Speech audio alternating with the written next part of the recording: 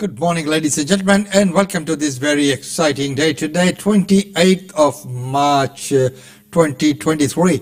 Well, what is Brisbane doing today? 25 degrees and mostly sunny, and it's a beautiful, beautiful day out here.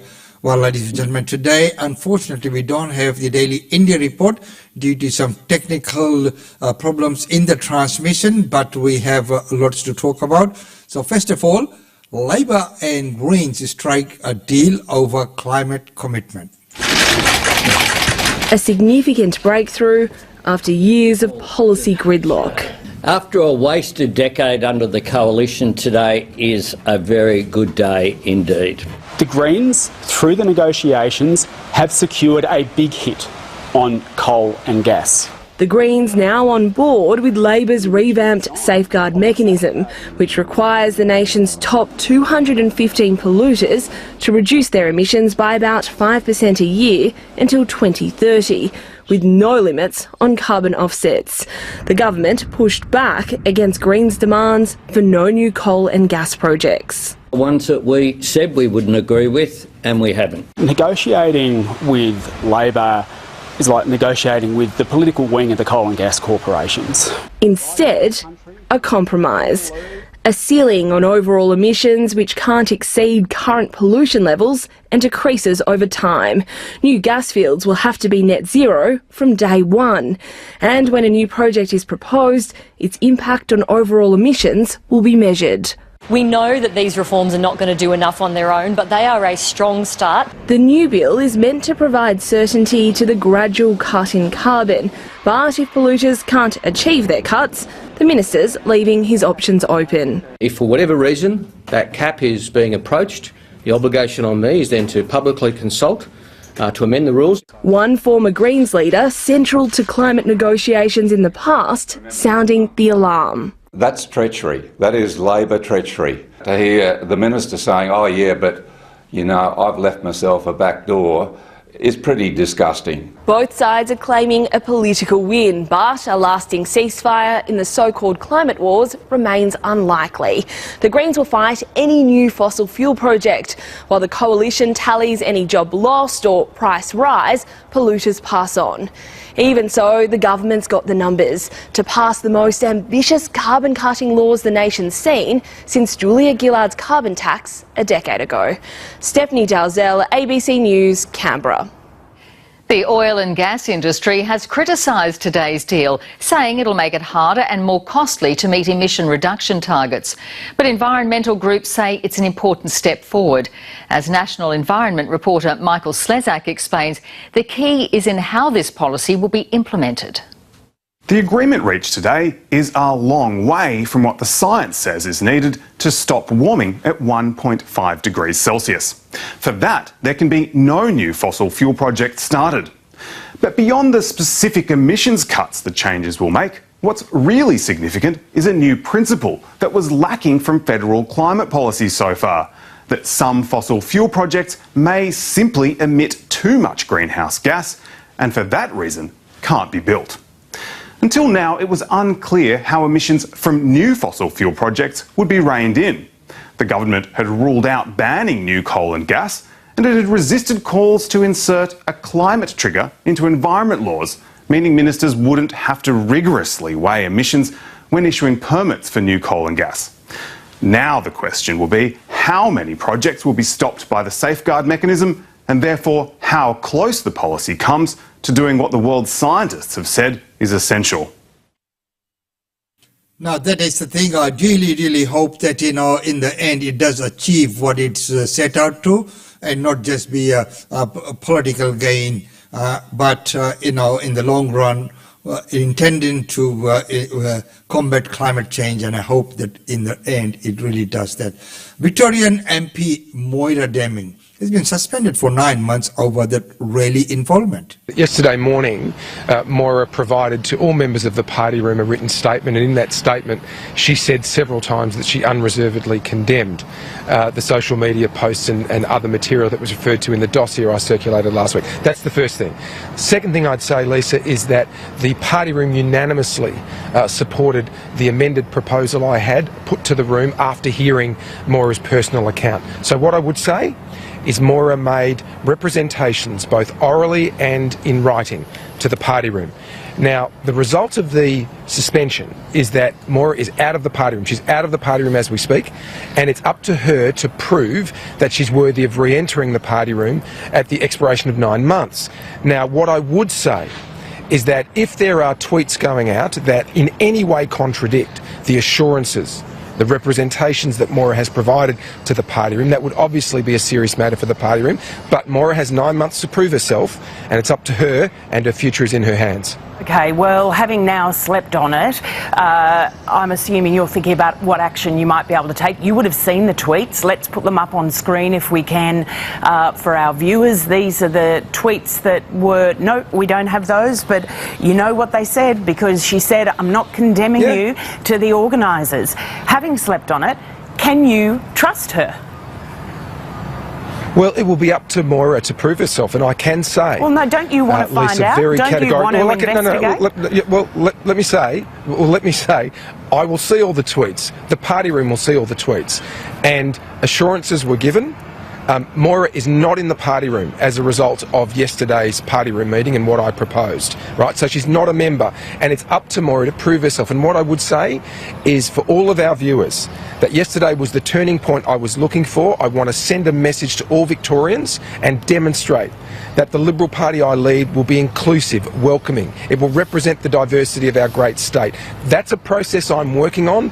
We've made a solid start with the outcome of yesterday's decision, and if Moira wants to be a part of the Liberal Party that I'm leading with those principles and those values I've just mentioned, it's up to her to prove that she's worthy of that. Now, she's suffered a serious penalty because of what's happened, right? She's been suspended. That is no small thing. She's lost the whip's roll, and now she has to prove herself to the party. And what I would encourage Moira to do is remember the written and oral representations she made to the entire party room, and to honour those completely. Now, if she doesn't, and time will tell, if she doesn't, then that will have serious consequences for sure. I'm just wondering why, as leader of the party, you're saying it's up to her to prove herself, given that you now have this new information, the tweets that she put out, doing the exact opposite of what she had indicated to you in the party room yesterday morning. Are you not wanting to get to the bottom of it? Oh, look, I will be carefully reviewing, as will all of my party room colleagues, everything Moira says and does from here. She has an opportunity, as a result of yesterday's party room meeting, to prove herself that she's worthy of coming back in. And I would say, as a general principle... What did those tweets say to you last night, then? I mean, if you're saying she's got to prove herself, hours, we're talking hours later, she's tweeting support to the rally organisers. Lisa, let me make this very clear. Moira's not off to a good start, and the party room will be very, very seriously concerned if Moira doesn't prove herself by faithfully observing what we agreed to, all of us unanimously in the party room yesterday. So let me be very clear, it's up to Moira to faithfully honour what party room agreed to yesterday, and the party room will take it very seriously. It's in her hands because she's not a member of the party room. Right, that's the outcome of yesterday's party room meeting and the proposal I put in the end. So it's entirely in Moira's hands, and it concerns me. It absolutely does that those tweets appear to be contradictory. But I can tell you, Moira won't be able to re-enter the party room if she's going to be speaking and acting inconsistently with what the party room agreed. There were reports that she offered some very deeply personal information to the meeting, and that moved a lot of people yesterday. Is that the case?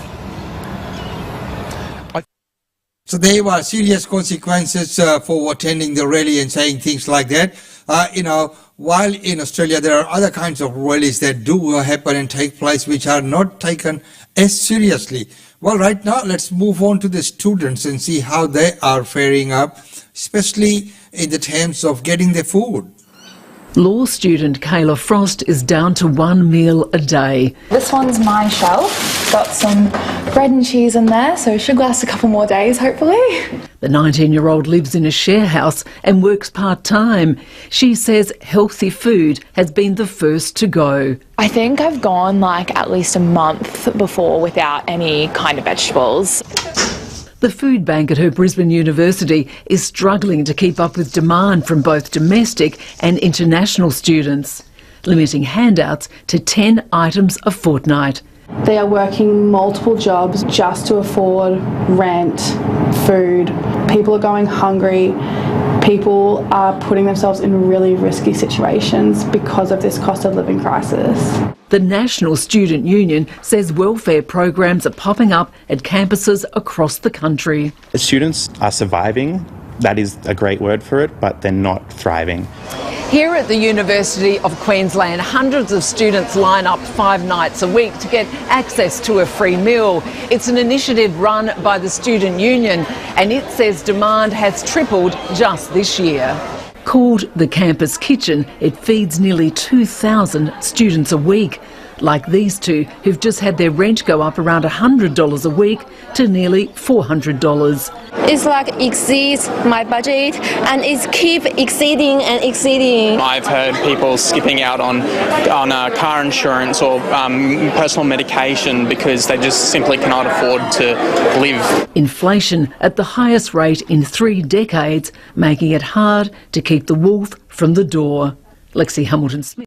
And that is not a good picture, especially looking at the students who've come here. But that is the sign of times. That is what's happening out in the community. Many people are finding it very hard to make or ends meet as we, go through the roof with the inflation and, the cost of living. Everything just keeps going up. The wages goes up, this goes up, then everything just keeps going up. Where do we stop? Where is the balance? How do we strike that happy medium? Well, right now, another thing that's blown out of budget is the Olympics. Brisbane, Australia. The moment Brisbane was awarded the 2032 Olympic Games kick-started what the Australian Olympic Committee is calling the green and gold runway. But with it, a warning. Gold medals are on the line. In all honesty and openness, unless the situation is rectified, Australia will be staring failure in the face of the 2026 Commonwealth Games and the Brisbane 2032 Olympic and Paralympic Games. In general, more money means more medals, and Matt Carroll says Australian sport needs an extra $2 billion over the next 10 years to ensure success. On an annualised basis, that's $200 million per year over 10 years. In the context of a federal budget, it's not a huge amount of money. That money would be used to fund pathways and pay for elite athletes like the Hockeyroos, who won the Commonwealth Games silver medal despite a cut in their funding the year before.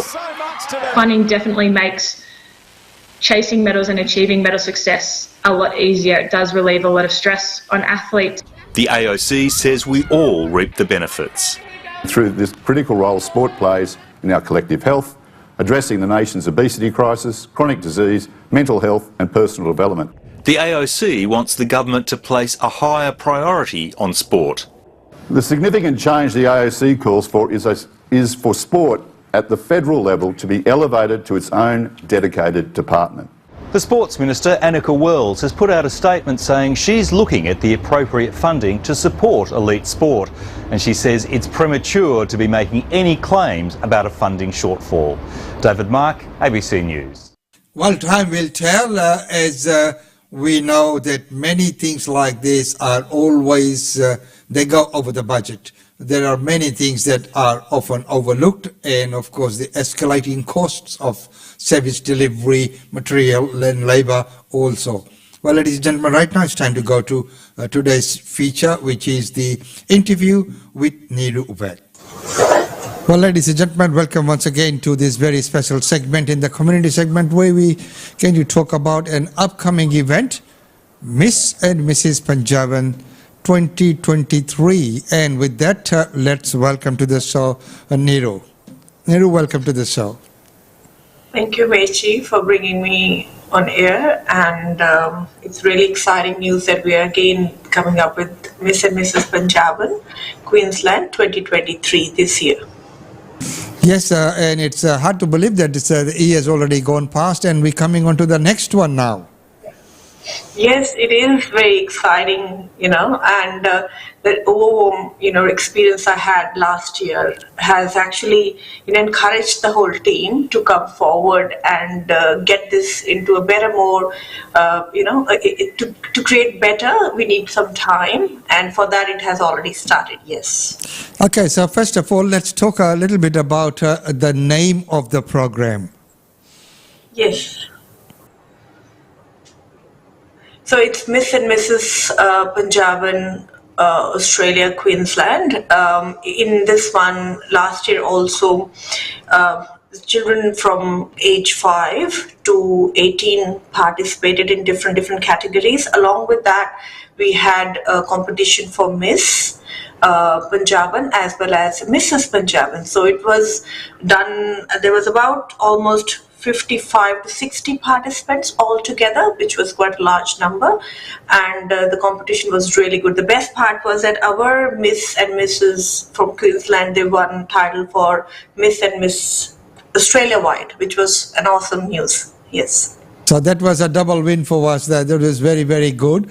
So, looking at this, the whole event and the program, so when are you organizing this year's program? The program is scheduled for the 1st of July 2023 at the same hall which we did last year, that is Unidos Community and Conference Center at Willawong. I think the community center is absolutely perfect for event like this, basically, yeah. And there was good feedback. Overall parking was great, no problems in security, which was really an added factor for the program. And it is a beautiful venue, right? Like you said, I think it's quite suited for what we're doing. Well, of course, when we're organizing functions and events, which is on an ongoing basis, like meaning it was last year and we're holding it this year as well, people often say, TK, it will be the same and same. So what is new this year? The new this year is really very well planned. Basically, what we want to do is we want to bring, first of all, in our categories, there's one surprise category round, which we're going to announce soon. From the last 5 categories which we had last year, there's one added category for competition, which is going to be announced very shortly. That's one thing. Another thing is basically this year we want to create we want to bring our heritage,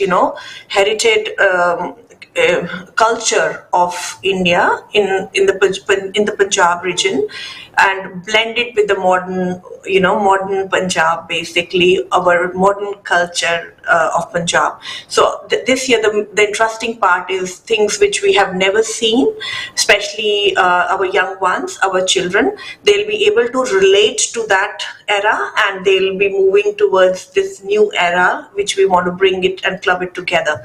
So really looking for clubbing the culture, the past and the present, and just create a values between them. Yeah.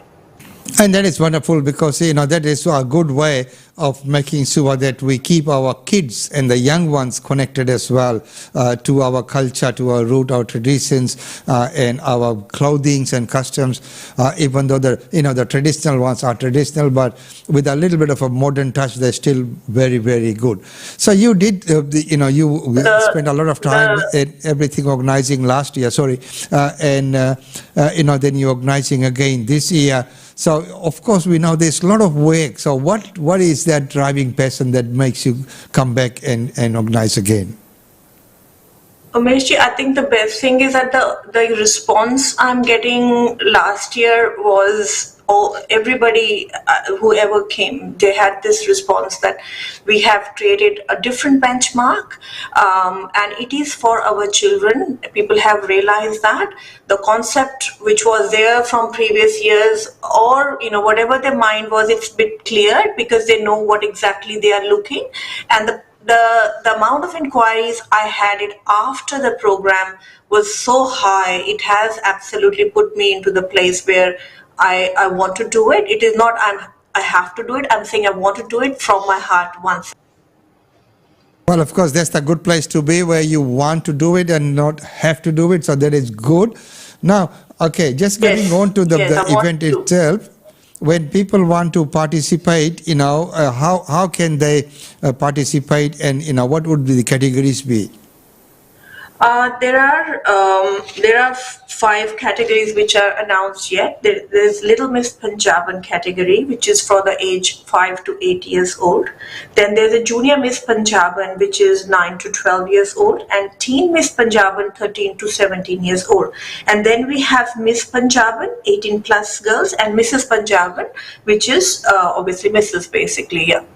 So we have links, we have a website where you have to go and apply on the website itself, and it'll show the categories itself, and it's very well organized. It'll walk you through to the final registration basically. Once the registration is done, the children will be through the audition on second week of April, and that's 15th of April, which is going to be held at Aventhia Institute. We'll be having auditions for our participants so that we can make a fair decisions and make a fair go and plan ourselves and place ourselves for the event on the 1st of July. And that is wonderful that it is very well organized so that people can go online and register. So now, is there a cutoff time? When do the registration close? Registration is closing on the 31st of March.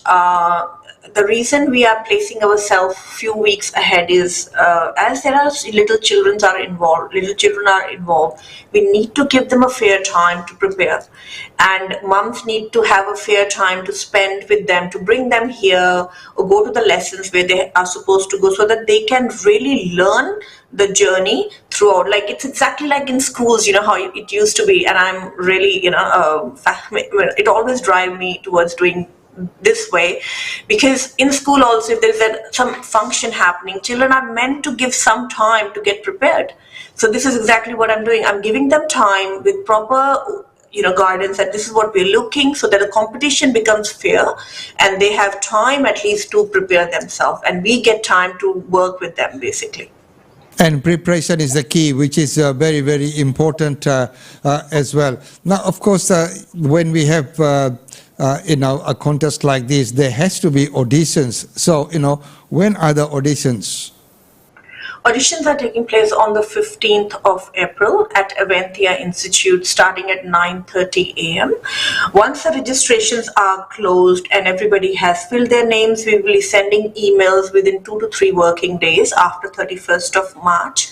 And they will be having a little bit of syllabus what they need to follow, because I don't want them to go anything and everywhere. So the things which we are looking at, it'll be really well defined, that these are the things that they can prepare for the audition, so that they know there is a benchmark which they have to work on before the audition. So they have 2 weeks to work on, and the emails will go straight away to all the people who have registered within 2 to 3 days after 31st of March.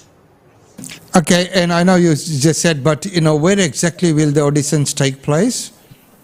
It'll be at Aventhia Institute, level 1/93 Edward Street in Brisbane. It'll start at 9:30, and the good part is we will be allocating time for each person to come and give audition. So not that children are coming in the morning, waiting till the late evening. So they'll be only coming at the time when they have their audition time. So the whole plan works basically. We'll have the time slots for each minutes before, give the audition, relax, and they can leave. Basically they're not waiting for the whole day. Okay, so that's wonderful. Now, from the community, because this is quite a lot to getting the community involved there as well. What sort of response have you got from the community this year? It's an overwhelming response, Umesh. It's interesting that how people are realizing it's so important to spend the quality time in one form like this with the children, because it's great to see mums already asking me what sort of clothes we have to work on, and a lot of the difference this year is one more thing. It's a family event. It's not only ladies event. So being a family event, it is more involved with fathers, and they are also coming forward. So that is one of the engagement I'm getting. Plus, I'm getting a lot of good response from a lot of organizations to come forward and help me through. So I find this year it's more exciting than last year. It's really exciting. Yeah. Yes, it is. It would be because your platform is prepared. The foundation is there. You need to just build on that. So that is wonderful. Now, just before we close today's interview, is there any message that you'd like to get out there? My message to the whole community is basically, please bring your children forward. Get your, if your wife is talented and you want to show something, let her come forward. Trust me, the experience brings a confidence, and the confidence changes the world, basically. Your approach to the world changes. And I have a lot of girls from the last year and a lot of stories with me, and everybody has the same opinion that we want to come back again, So I'm requesting our community that please register your children as soon as possible, and especially our misses, because all ladies who are with children and family, they find it, how would I find the time? Trust me, I will make sure you will have time for it, and you will come with your whole soul heart to join it. So please register yourself as soon as possible. I know, because many times what happens, there are many very worthy or very capable ones out there, but they hold back. So I think your message is very good, that come out of yourself, come out and register, and even the husbands, let your wives participate and take part if they have the necessary skills and and whatever is required. So which is wonderful to see that you're encouraging everyone to come forward and be part of it. Yes, my only one message is support. Give it a good thought about it, that if your children get this kind of exposure. I was talking to one of the parents yesterday. I said the amount of claps when the audience clap and they give excitement to your child, that's a whole year memory. To just give you a small little example, last year when one of my girls, she was only 5 or 6 years old, who won in the Little Miss Punjaban. She was holding her trophy for the whole few nights while she was sleeping. So trust me, it's beautiful. Come forward, bring your children, and they will experience something which will they carry as a memory for the rest of their life. And it does give them that confidence also, confidence in life, moving forward, builds up their, leadership skills, getting out into the community. So well done, Neeru, and wonderful. We might do an update further down the track, but wishing you all the best with the event, and, going by our experience from last year, I know that it will be a wonderful event. Wishing you all the best. Thank you so much. Thank you so much for your kind words. Thank you.